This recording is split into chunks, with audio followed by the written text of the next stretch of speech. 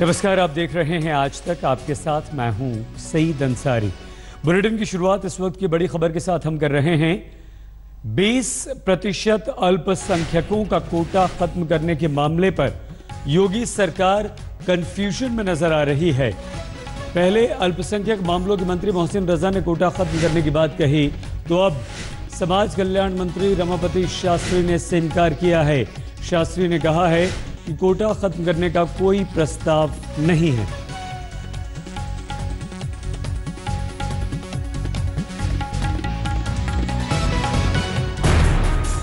उत्तर प्रदेश के नए नीति नियंता बने सूबेदार अब साबित कर रहे हैं कि उत्तर प्रदेश में सिर्फ सत्ता नहीं बदली, शासन करने का सलीका बदल रहा है, सरकारी योजनाएं बदल रही हैं।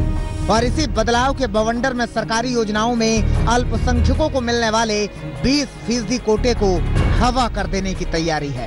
बिल्कुल ठीक सुन रहे हैं, अखिलेश यादव सरकार ने 85 योजनाओं में अल्पसंख्यकों के लिए 20% कोटे का प्रावधान किया था। योगी सरकार उस कोटे पर धारदार कैंची चलाने की तैयारी में है।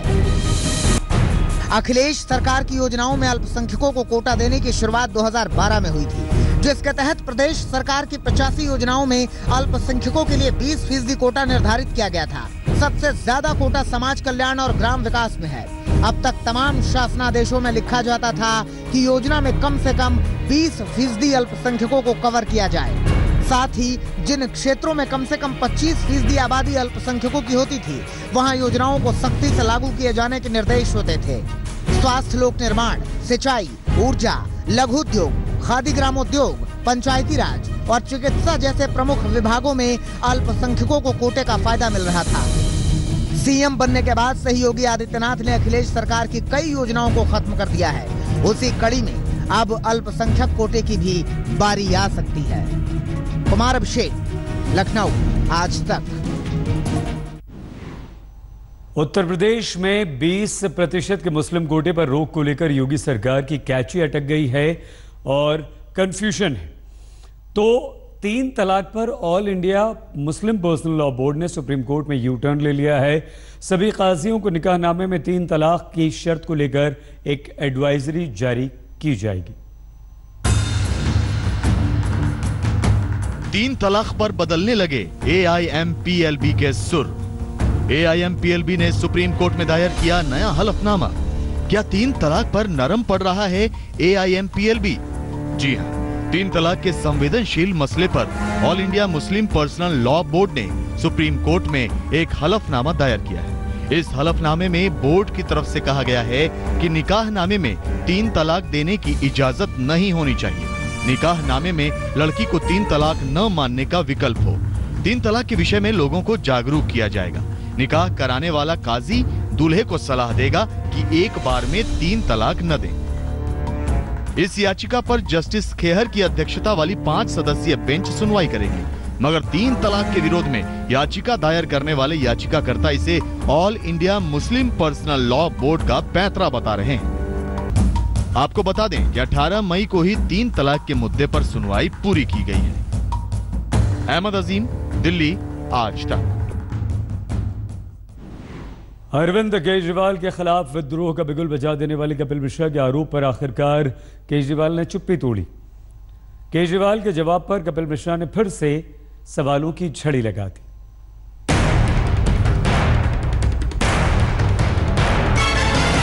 सत्येंद्र जैन जी 2 करोड़ रुपए अरविंद केजरीवाल जी को नकद देते हुए मैंने अपनी आंखों से देखा है।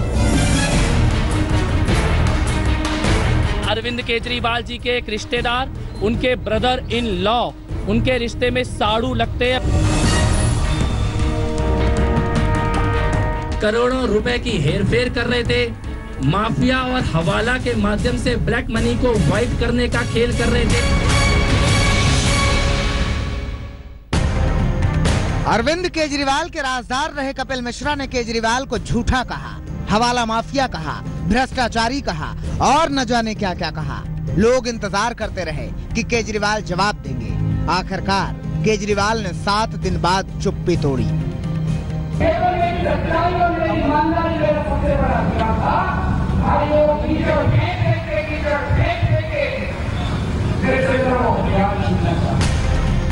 उधर केजरीवाल ने आरोपों पर सफाई दी, इधर कपिल मिश्रा ने फिर सवाल दागा। कल केजरीवाल ने अपनी सफाई में खुद को पाक साफ बताते हुए कहा था कि अगर मैंने गलत किया होता तो जेल में होता। ऑफिस को बताओ।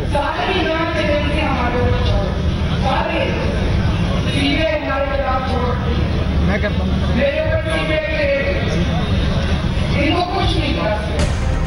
कपिल मिश्रा ने इस जवाब पर भी जोरदार प्रहार किया। कपिल मिश्रा ने अपने आरोपों की डिटेल एसीबी को दे दी है। वो मंगलवार को एसीबी चीफ से मुलाकात करेंगे। इन सब के बीच कपिल मिश्रा जंतर मंतर पहुंचे। 4 दिनों से आम आदमी पार्टी के खिलाफ धरना कर रही सिमरन कौर को सहयोग देने की बात कही। मतलब साफ है कि योगेंद्र यादव की सलाह के बाद भी कपिल मिश्रा फिलहाल शांत होते नहीं दिख रहे हैं। भारत चौहान के साथ पंकज जैन, दिल्ली, आज तक। अपने दोस्तों के बीच दुश्मनी की कई कहानियां सुनी होंगी, मगर कोई दोस्त रंजिश में इतना आगे निकल जाए कि न सिर्फ दोस्त की बल्कि उसके पूरे परिवार की हत्या कर दे। ये सुनने में जरा अजीब लगता है, लेकिन दिल्ली में 6 हत्याओं की कहानी सच्ची है।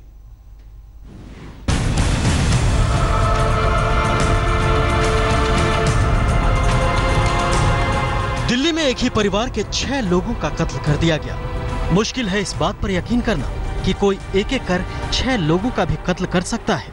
मुश्किल है इस बात पर यकीन करना कि कोई किसी से दुश्मनी में उसके बेगुनाह बच्चों और बीवी को भी मार सकता है। लेकिन दिल्ली में दिल दहला देने वाली ऐसी ही वारदात हुई है। बीएसपी नेता मुनव्वर हसन के अपने ही दोस्त से दुश्मनी थी और दोस्त से दुश्मन बन चुका वो शख्स बीएसपी नेता के परिवार को अगवा कर किश्तों में कत्ल कर रहा था और पुलिस तहकीकात करती रह गई। लेकिन हद तो तब हो गई जब जेल में बंद बीएसपी नेता अपने बीवी बच्चों की तलाश में पैरोल लेकर जेल से बाहर निकला तो कातिलों ने उनका भी कत्ल कर दिया। लड़का रहता था मुनव्वर हसन, जिसका कल सुबह 7 बजे मर्डर कर दिया उसके एक दोस्त ने, बंटी नाम के। एक लंबे समय से अंजाम दी जा रही ये सीरियल किलिंग की वारदात शायद कभी सामने नहीं आती अगर लोगों को बीएसपी नेता मुनव्वर के कत्ल का पता नहीं चलता। लेकिन कातिल शायद एक एक कर 6 लोगों की जान लेकर अपना काम पूरा कर चुका था। इसलिए उसने मुनव्वर के बीवी बच्चों की तरह उसके कत्ल की वारदात को छिपाने या सबूत मिटाने की कोशिश नहीं की। पुलिस सूत्रों की माने तो मुनव्वर के 2 बच्चों को उसने दिल्ली में मारकर दफनाया है, जबकि बीवी और 2 बेटियों को मेरठ में दफनाया गया है। करीब 3-4 महीने से ये जेल में थे और इनकी जमानत करवाई गई। जो इनके यार दोस्त थे उन्होंने फिर घर पे लाए, पार्टी के साथ में उन्होंने उनका मर्डर कर दिया गया। खबरों के मुताबिक पुलिस ने इस सिलसिले में बंटी नाम के एक शख्स को गिरफ्तार किया है। मुनव्वर कभी जिसके साथ पार्टनरशिप में प्रॉपर्टी का कारोबार करता था, लेकिन रुपए पैसों को लेकर दोनों के बीच ऐसी तलखी आई जो एक एक कर 6 कत्ल की वजह बन गई। अनंत कुमार और पुनीत शर्मा के साथ चिराग गोठी, दिल्ली, आज तक। झारखंड में बच्चा चोरी की एक अफवाह 7 लोगों की जिंदगी पर भारी पड़ गई। बच्चा चोरी के आरोप में 7 लोगों को मौत के घाट उतार दिया गया। अब जाकर सरकार की नींद खुली। इस मामले में 18 लोगों को गिरफ्तार किया गया है, 2 एसएचओस को सस्पेंड किया गया, साथ ही बाकी आरोपियों की तलाश जारी है।